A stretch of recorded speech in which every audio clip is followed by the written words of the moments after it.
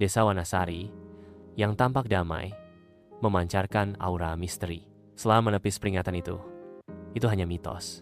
Di air terjun Tirta Angkara, bumi bernapas dengan deru air terjun dan bisikan pepohonan purba.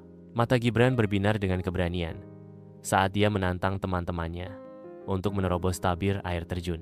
Farah gemetar. Sebuah kehadiran yang tidak menyenangkan menusuk kulitnya saat gua gelap menjulang di belakang air terjun. Sebuah bayangan tinggi berwarna putih bergerak diam-diam di belakang air terjun, diselimuti misteri dan ketakutan. Pembangkangan Yuda bergema saat dia melemparkan batu, mengganggu kesunyian yang mencekam. Tawa kasar memecah ketenangan, menandakan kemunculan makhluk dari kegelapan. Teror mencengkram udara saat teman-teman melarikan diri, dikejar oleh suara berkumur yang menghantui. Persatuan mereka hancur oleh kegelapan yang mendekat. Gibran, terluka dan berjuang, tertinggal saat kehadiran tak terlihat mendekat, mengisolasinya dari teman-temannya yang putus asa. Setelah menghilang ke dalam malam, ditelan oleh bayang-bayang, meninggalkan Farah dan Intan yang terhuyung-huyung di jalan. Jantung mereka berdebar kencang karena ketakutan. Di air terjun Tirta Angkara, penduduk desa menemukan rambut panjang yang terjerat di akar pohon. Kalung selat tergantung di dahan kering, kotor, dan menjijikkan. Kini, setiap senja, tawa dan sosok putih menghantui mereka yang berada di dekat Tirta Angkara.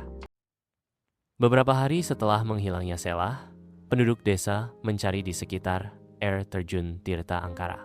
Sehelai rambut panjang menempel di akar pohon, sebuah penemuan yang mengerikan. Kalung selah yang sekarang kotor dan menjijikkan tergantung di dahan yang layu. Suasana suram menyelimuti. Udara terasa berat dengan ketakutan. Senja tiba di desa Wanasari. Bisikan Tirta Angkara bergema di seluruh desa. Tawa menakutkan dan sosok berpakaian putih mengintai di balik air terjun, menyiksa mereka yang berani mendekat. Mimpi buruk menghantui Farah, Yuda, Intan, dan Gibran. Mimpi mereka dihantui oleh suara air terjun. Farah terbangun dari mimpi buruk.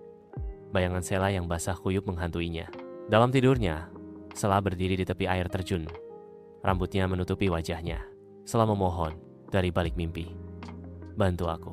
Di bawah cahaya rembulan yang redup, Farah, Yuda, Intan, dan Gibran berjalan menuju Tirta Angkara dipandu oleh Mbah Rono.